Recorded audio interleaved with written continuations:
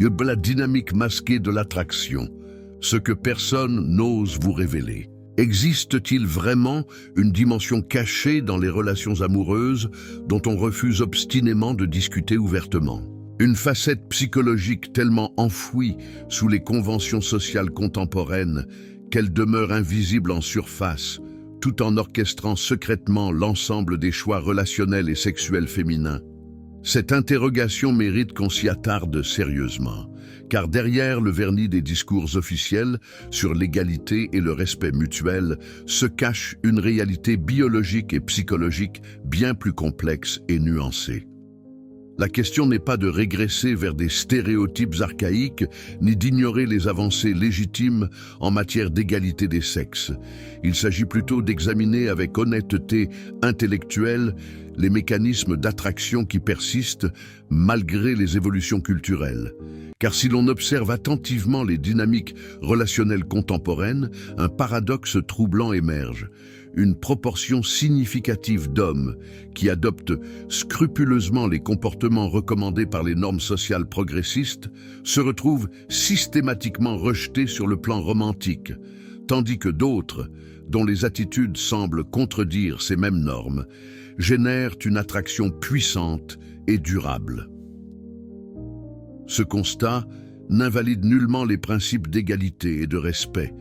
Il suggère simplement que l'attraction opère selon des logiques distinctes, ancrées dans des substrats neurologiques façonnés par des millions d'années d'évolution.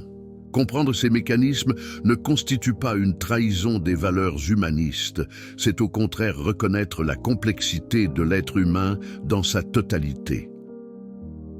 L'initiative décisionnelle. Quand l'assurance remplace la consultation permanente, observons d'abord un phénomène relationnel omniprésent qui illustre parfaitement cette tension entre discours conscients et réactions émotionnelles profondes. Dans l'immense majorité des interactions de séduction, un schéma répétitif se manifeste. L'homme consulte constamment sa partenaire potentielle sur chaque détail, le choix du restaurant, l'horaire, l'activité. Cette démarche, motivée par une volonté louable de respecter les préférences féminines, produit paradoxalement l'effet inverse de celui recherché. Pourquoi cette dynamique génère-t-elle si souvent de la déception plutôt que de l'appréciation? La réponse réside dans la différence fondamentale entre le respect authentique et l'abdication décisionnelle. Lorsqu'un homme sollicite perpétuellement l'approbation féminine avant d'agir, le message neurologique transmis n'est pas « je valorise ton opinion », mais plutôt « j'ai besoin de ta validation pour me sentir légitime dans mes choix ». Cette nuance, bien que subtile en apparence, déclenche des réactions émotionnelles radicalement différentes. Le cerveau féminin, héritier de millions d'années de sélection sexuelle, est exceptionnellement calibré pour détecter les indicateurs de confiance masculine. Cette capacité n'a rien de superficiel, elle constitue un mécanisme de survie ancestrale. Dans les environnements où l'espèce humaine a évolué, la capacité d'un partenaire à prendre des décisions rapides et assumées pouvait littéralement faire la différence entre la vie et la mort. Les femmes dont les préférences les orientaient vers des hommes décisifs bénéficiaient d'un avantage reproductif substantiel, transmettant ainsi ses préférences aux générations suivantes. Cette réalité ne signifie nullement que les femmes doivent être exclues des processus décisionnels. Elle indique simplement qu'une consultation excessive, motivée par l'anxiété plutôt que par un respect authentique, communique involontairement une absence de leadership. La distinction cruciale réside ici. Un homme véritablement confiant prend l'initiative de proposer un plan structuré, tout en restant ouvert aux objections substantielles. Il ne demande pas la permission, il présente une vision, puis ajuste si nécessaire en fonction d'informations pertinentes. Cette approche diffère radicalement du contrôle autoritaire. L'homme autoritaire impose ses décisions et refuse toute forme de dialogue, créant ainsi un environnement toxique. L'homme confiant, en revanche, dirige avec assurance tout en valorisant sincèrement les contributions intelligentes. Cette subtilité transforme complètement la dynamique relationnelle. Concrètement, cela implique une reformulation totale de la communication. Au lieu de « Où voudrais-tu qu'on aille manger ?» Je suis ouvert à toutes tes suggestions. L'approche devient « J'ai réservé une table dans ce restaurant italien que tu mentionnais. Si ça ne te convient vraiment pas, on peut ajuster, mais je pense que tu vas adorer l'ambiance. » La première formulation traduit de l'indécision camouflée en politesse. La seconde communique du leadership tempéré par la considération. La force maîtrisée, l'équilibre entre puissance et retenue. Un second élément fondamental de l'attraction masculine repose sur un concept apparemment contradictoire avec les valeurs contemporaines, la démonstration occasionnelle de force physique contenue. Cette notion provoque souvent un malaise immédiat, tant elle semble incompatible avec les idéaux d'égalité. Pourtant, son rôle dans les dynamiques d'attraction demeure incontournable, précisément parce qu'il s'inscrit dans des circuits neurologiques profondément ancrés. La confusion naît généralement d'une mauvaise compréhension de ce que force signifie dans ce contexte. Il ne s'agit absolument pas d'intimidation, d'agression ou de démonstration brute de domination. Il s'agit plutôt de la perception d'une capacité protectrice, la détection par le cerveau féminin que cet homme possède les ressources physiques nécessaires pour assurer la sécurité, mais qu'il choisit consciemment de les moduler. Cette distinction transforme radicalement la signification psychologique du phénomène. Un homme authentiquement fort qui cultive la douceur crée une tension fascinante. Son comportement doux n'est pas une nécessité imposée par sa faiblesse, mais un choix délibéré permis par sa force. Cette nuance résonne à un niveau neurologique primitif. Dans les moments d'interaction physique, une étreinte, un jeu, une marche où les corps se frôlent, ces micro-manifestations de force contrôlée créent des empreintes émotionnelles puissantes. Quand un homme guide sa partenaire d'une main ferme mais douce, quand il la soulève sans effort apparent, quand sa présence physique transmet simultanément la protection et la maîtrise, des cascades hormonales s'activent dans le système nerveux féminin. Ces réactions ne relèvent pas d'une quelconque faiblesse féminine ou d'un désir d'être dominé au sens péjoratif.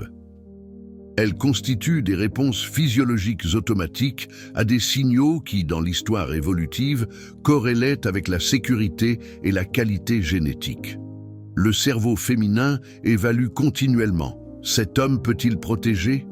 Cet homme représente-t-il un partenaire viable dans un monde imprévisible ?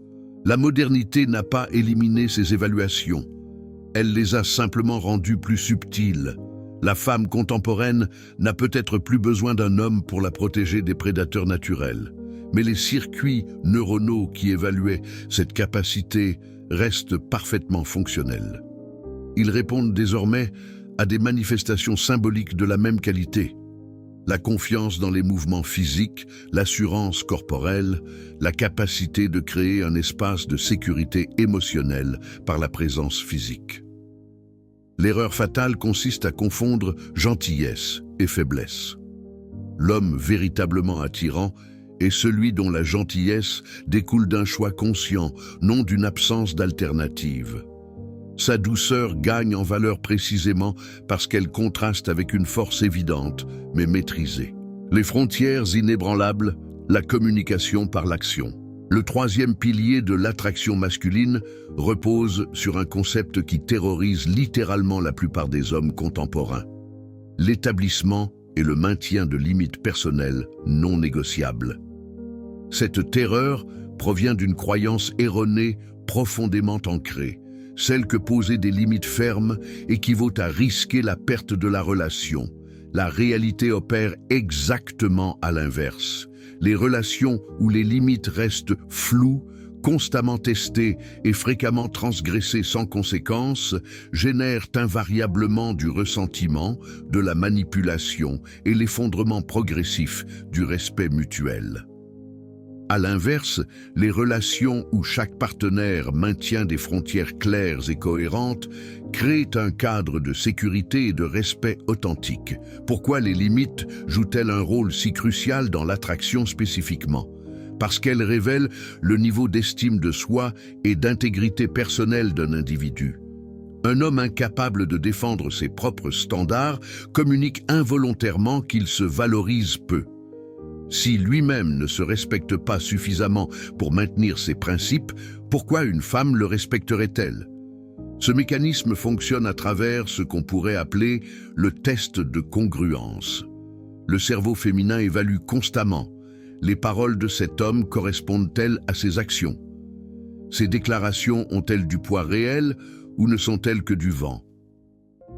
Chaque fois qu'une limite déclarée est franchie sans conséquence appropriée, cette évaluation enregistre une incohérence. Progressivement, la crédibilité masculine s'érode jusqu'à disparaître complètement. La manière dont un homme réagit face à une transgression de ses limites révèle sa véritable nature. L'homme faible proteste bruyamment, mais ne fait rien. L'homme toxique réagit avec une colère disproportionnée et vengeresse. L'homme véritablement solide agit avec une fermeté calme et proportionnée. Il identifie la transgression, la nomme clairement, puis applique une conséquence appropriée sans dramatisation excessive. Cette approche transforme les limites d'obstacles relationnels en fondation de respect mutuel. Quand une femme découvre qu'elle ne peut pas manipuler son partenaire par les larmes, la colère ou la séduction pour éviter les conséquences de comportements inappropriés, quelque chose de profond se modifie dans sa perception. Elle réalise qu'elle est en présence d'un homme possédant une colonne vertébrale psychologique réelle. Paradoxalement, cette découverte augmente massivement l'attraction plutôt que de la diminuer. Pourquoi? Parce que la rareté crée la valeur. Dans un monde où l'immense majorité des hommes plie face à la moindre pression émotionnelle féminine, celui qui reste fermement ancré dans ses principes devient exceptionnellement précieux. Son refus d'être manipulé signale une force de caractère qui transcende largement la simple interaction romantique. Les limites ne concernent pas des préférences mineures. Elles touchent aux valeurs fondamentales: respect mutuel, honnêteté, loyauté, réciprocité d'efforts. Ces territoires restent absolument non négociables. Un homme qui tolère le manque de respect systématique au nom de l'amour n'aime pas. Il se martyrise, créant ainsi une dynamique toxique où personne ne peut s'épanouir authentiquement. L'imprévisibilité calculée, maintenir l'énigme vivante. Un quatrième mécanisme d'attraction, souvent négligé, concerne le rapport entre prévisibilité et mystère dans les comportements masculins. Ici surgit une tension fascinante. Les humains recherchent simultanément la stabilité et la nouveauté, la sécurité et l'excitation. Résoudre cette équation contradictoire constitue l'un des défis les plus sophistiqués de la séduction. La majorité des relations suivent une trajectoire prévisible. La phase initiale pétille de découvertes et d'incertitudes excitantes, puis progressivement, les partenaires deviennent totalement transparents l'un pour l'autre. Chaque réaction devient anticipable, chaque comportement prévisible, jusqu'à ce que le cerveau classe la relation dans la catégorie « connue et cataloguée ». À ce stade, l'ennui s'installe inexorablement. Le cerveau humain possède une caractéristique neurologique fondamentale. Il alloue son attention aux stimuli imprévisibles et potentiellement significatifs. Ce qui est complètement prévisible cesse de mobiliser les ressources cognitives. Il devient du bruit de fond automatiquement filtré. Ce mécanisme, parfaitement adapté pour identifier les menaces ou opportunités dans l'environnement ancestral, s'applique également aux relations interpersonnelles. Quand un homme devient entièrement prévisible, le cerveau féminin cesse d'allouer de l'attention à son décodage. Il n'y a plus de puzzle à résoudre, plus de mystère à percer, plus de surprises possibles. Cette prévisibilité absolue tue l'attraction avec une efficacité redoutable, indépendamment de toute autre qualité masculine.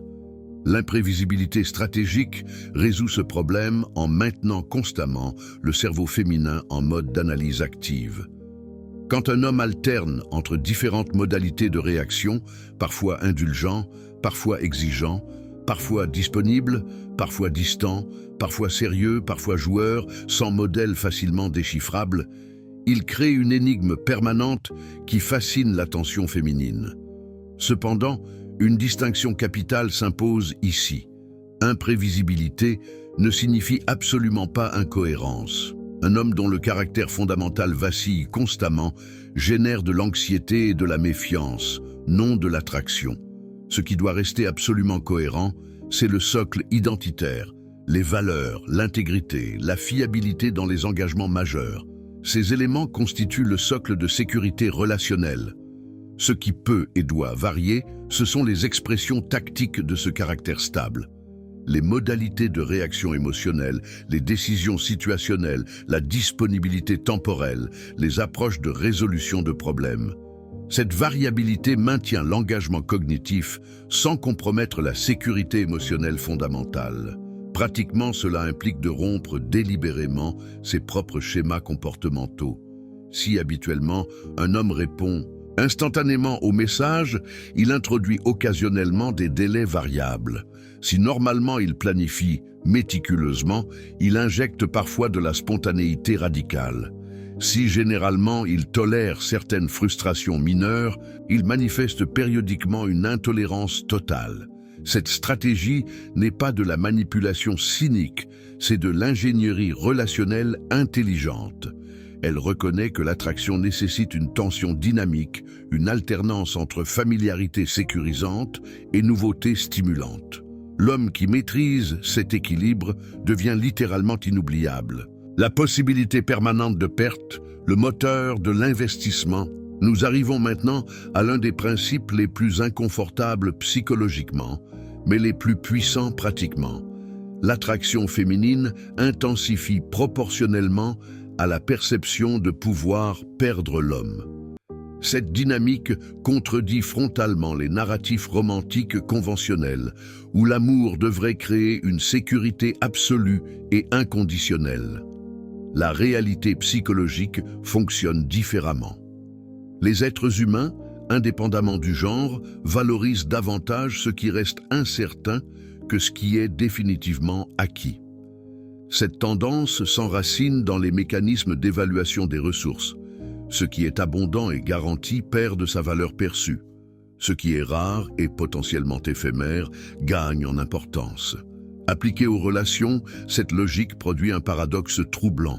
L'homme qui garantit explicitement sa présence inconditionnelle, qui déclare qu'il restera quoi qu'il arrive, qui communique sa dépendance totale au bien-être de la relation, cet homme voit systématiquement sa valeur perçue s'effondrer. Non parce que les femmes sont cruelles ou superficielles, mais parce que leur cerveau évalue automatiquement. Si cet homme n'a nulle part ailleurs où aller, s'il tolère n'importe quel comportement, quelle valeur possède-t-il réellement sur le marché relationnel ? À l'inverse, l'homme dont la vie déborde d'engagements significatifs, de projets passionnants, d'options potentielles, cet homme qui communique implicitement qu'il choisit activement d'être dans la relation plutôt que d'en avoir désespérément besoin, cet homme devient infiniment plus attirant. Sa présence constitue un cadeau plutôt qu'une garantie, un choix plutôt qu'une dépendance. Cette dynamique crée une motivation puissante à l'investissement relationnel. Quand une femme perçoit qu'elle pourrait réellement perdre un homme de valeur, si elle cesse d'investir, de s'efforcer, de maintenir la qualité de son engagement, son cerveau active des mécanismes de rétention et d'appréciation. Elle valorise ce qu'elle pourrait perdre d'une manière qu'elle ne valoriserait jamais ce qui lui est définitivement acquis. Cela ne signifie nullement créer une insécurité artificielle ou jouer des jeux manipulatoires. Il s'agit simplement de maintenir une vie si riche et si complète que la relation, bien qu'importante, ne constitue pas l'unique source de sens et d'identité masculine. Cette autonomie authentique génère naturellement la perception de valeur et d'options qui stimule l'investissement féminin. Les hommes qui déclarent explicitement que leur partenaire représente tout pour eux, qu'ils ne pourraient pas vivre sans elle, qu'elle constitue la seule raison de leur bonheur. Ces hommes communiquent involontairement une dépendance qui répulse plutôt qu'elle n'attire. La dépendance signale la faiblesse. l'autonomie signale la force. Et la force, maîtrisée mais évidente, constitue l'aphrodisiaque le plus puissant qui existe. L'économie de la validation, quand l'approbation devient précieuse. Le sixième mécanisme d'attraction concerne directement la valeur de l'approbation masculine. Dans une économie de marché, la valeur d'un bien dépend fondamentalement de sa rareté relative à la demande. L'or vaut cher parce qu'il est rare. L'air est gratuit parce qu'il est abondant. Cette logique économique s'applique avec une précision remarquable à la validation interpersonnelle. L'homme qui dispense des compliments constants, qui valide continuellement sans discrimination, qui exprime son admiration de manière automatique et prévisible, cet homme dévalue sa propre approbation jusqu'à la rendre insignifiante. Son « tu es incroyable » répété quotidiennement perd toute signification émotionnelle parce qu'il ne correspond à aucune évaluation réelle du comportement ou des qualités. Le cerveau féminin détecte instantanément cette inflation de la validation.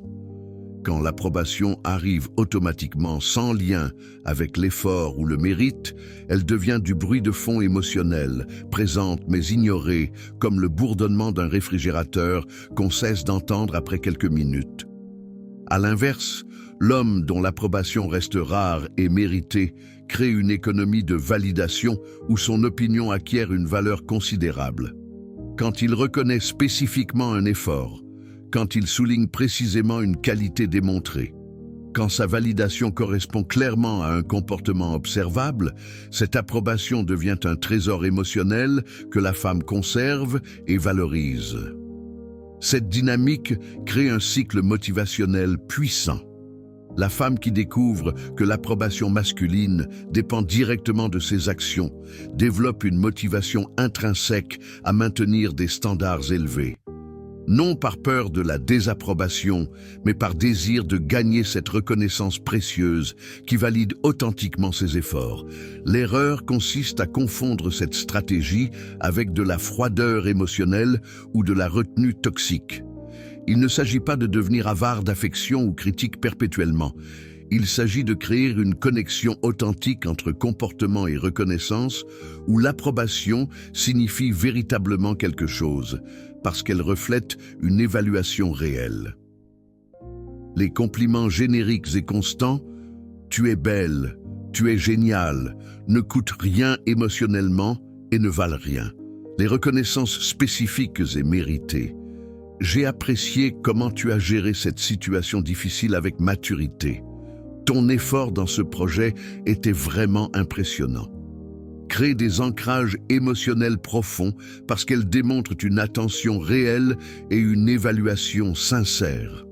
Cette approche nécessite également de retirer l'approbation quand le comportement se dégrade, non à travers des critiques acerbes, mais simplement par l'absence de validation positive. Ce contraste communique clairement que l'approbation masculine n'est pas une ressource infinie et inconditionnelle, mais une reconnaissance méritée qui se gagne et peut se perdre.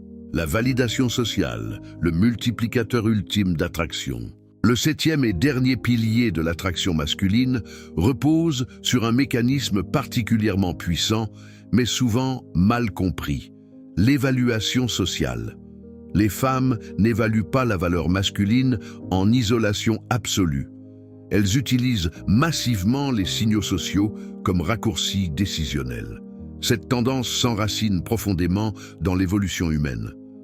Dans les environnements ancestraux, évaluer exhaustivement chaque homme potentiel nécessitait un temps et des ressources cognitives considérables. Les femmes qui développaient des heuristiques efficaces, des raccourcis mentaux basés sur des indicateurs fiables, prenaient de meilleures décisions reproductives plus rapidement. L'un des indicateurs les plus fiables était précisément la perception sociale. Comment les autres membres du groupe évaluaient-ils cet homme? Si les autres hommes le respectaient, cela signalait probablement des compétences réelles. Si les autres femmes le trouvaient désirable, cela indiquait probablement une qualité génétique supérieure. Ces raccourcis permettaient une évaluation rapide et généralement précise, sans analyse exhaustive individuelle. Ces circuits neuronaux restent parfaitement fonctionnels aujourd'hui. Une femme contemporaine évalue continuellement comment son réseau social perçoit son partenaire. Observe-t-elle d'autres hommes solliciter son avis? Le traite-t-il avec déférence? Inclut-il son opinion dans les décisions importantes? Ces signaux communiquent puissamment sur sa valeur sociale réelle. De même, remarque-t-elle d'autres femmes manifestant de l'intérêt, même subtil? Observe-t-elle son partenaire avec curiosité? Rient-elle à ses plaisanteries avec un peu trop d'enthousiasme? Ces indices activent instantanément les mécanismes de compétition intersexuelle, transformant une attraction tiède en investissement intense. Ce phénomène explique pourquoi l'homme en couple attire souvent davantage d'attention féminine que l'homme célibataire désespéré. Le premier bénéficie de la validation sociale implicite. Une femme l'a déjà évalué et choisi, signalant ainsi sa valeur. Le second manque de cette validation, créant une incertitude qui diminue l'intérêt. Pratiquement, cela implique de cultiver activement sa vie sociale et son réseau masculin. L'homme isolé, sans amis respectables, sans vie sociale riche, limite drastiquement son attraction potentielle indépendamment de ses autres qualités. À l'inverse, l'homme entouré d'amis de qualité qui le valorisent, actif dans des communautés où sa contribution est appréciée, visible dans des contextes où d'autres femmes peuvent observer sa valeur, cet homme multiplie exponentiellement son attraction. Cette réalité peut sembler superficielle, mais elle reflète simplement le fonctionnement neural humain. Nous utilisons tous des raccourcis sociaux pour évaluer rapidement les gens. Reconnaître ce mécanisme permet de l'optimiser consciemment plutôt que de le subir passivement. L'erreur serait de créer des situations artificielles pour manipuler la perception. La stratégie effective consiste à construire authentiquement une vie sociale riche où la valeur personnelle devient naturellement visible. Développer de vraies compétences, cultiver de vraies amitiés, contribuer réellement à sa communauté. Ces investissements génèrent organiquement les signaux sociaux qui amplifient l'attraction. Belle conclusion. Intégrer la complexité sans cynisme. Après avoir exploré ces 7 dimensions de l'attraction masculine, une synthèse s'impose. Ces mécanismes ne représentent pas une manipulation cynique de la psychologie féminine, mais plutôt une compréhension réaliste de comment l'attraction fonctionne réellement au-delà des discours socialement acceptables. L'objectif n'est pas d'exploiter ces dynamiques pour des gains égoïstes, mais de les comprendre pour construire des relations authentiquement satisfaisantes où les deux partenaires s'épanouissent. Un homme qui incarne ses qualités, décisionnel sans être autoritaire, fort sans être agressif, ferme dans ses limites sans être rigide, imprévisible sans être incohérent, autonome sans être distant, sélectif dans son approbation sans être froid, socialement valorisé sans être arrogant. Cet homme ne manipule pas. Il est simplement devenu la version masculine la plus attractive possible. La transformation nécessaire n'est pas superficielle. Elle exige un développement personnel profond, cultiver la confiance authentique, développer la force physique et mentale, clarifier ses valeurs et maintenir ses frontières, créer une vie riche et significative, construire un réseau social de qualité. Ce travail bénéficie à l'homme indépendamment de ses résultats romantiques, créant une existence plus épanouissante globalement. Les femmes qui répondent à ces qualités ne sont ni faibles ni conditionnées culturellement. Elles répondent simplement à des circuits neuronaux façonnés par l'évolution. Ces préférences ne les rendent pas moins intelligentes ou indépendantes. Elles les rendent humaines, soumises aux mêmes forces biologiques que nous tous. Utiliser cette connaissance avec intégrité signifie créer des dynamiques relationnelles où le respect mutuel coexiste avec l'attraction passionnée, où l'égalité de valeurs humaines ne contredit pas la polarité sexuelle, où les deux partenaires choisissent activement la relation chaque jour parce qu'elle enrichit leur vie plutôt que parce qu'ils en dépendent désespérément. Cette approche transcende largement la simple séduction pour toucher à la construction d'une masculinité authentique et puissante qui bénéficie à toutes les sphères de l'existence. Un homme qui maîtrise ces dimensions ne les active pas seulement dans ses relations romantiques, elles imprègnent sa manière d'être au monde, créant un leadership naturel, un respect social spontané et une satisfaction existentielle profonde. Le choix appartient finalement à chaque homme. Continuer d'opérer selon des croyances confortables mais inefficaces ou embrasser une compréhension plus complexe et nuancée de l'attraction humaine. Le premier chemin garantit une frustration chronique masquée par des rationalisations vertueuses. Le second exige un courage intellectuel et un engagement personnel substantiel, mais offre en retour des relations infiniment plus satisfaisantes et une existence masculine pleinement réalisée.